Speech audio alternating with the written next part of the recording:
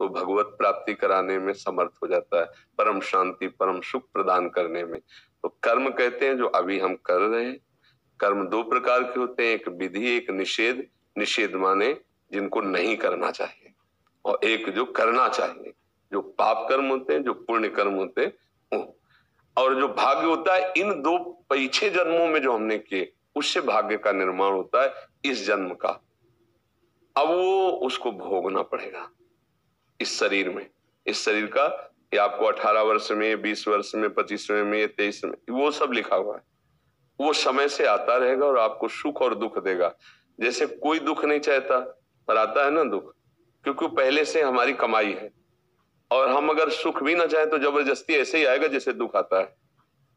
अब हमको ऐसे कर्म करने हैं जिससे हमारा पूरा का पूरा गोदाम भस्म हो पाप पुण्य का।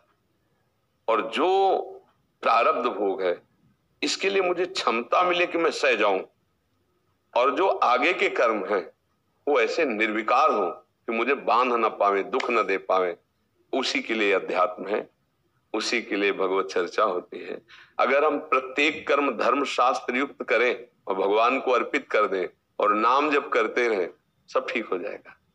तो कर्म और भाग्य का मतलब समझे? हाँ, भाग्य का जो पूर्व कर्मों का परिणाम केवल एक शरीर के लिए रचा गया है, वो अवश्य में भोक्तव्यम, भोगना पड़ेगा। चाहे आप संत हो, चाहे आप असंत हो, चाहे आप गृहस्थ हो, चाहे आप विरक्त हो, भोगना पड़ेगा। वो भोगना, बाण निकल गया वो लगेगा लगेगा। हाँ, इतना जरूर हो सकता है कि उसका वेग कम हो जाए।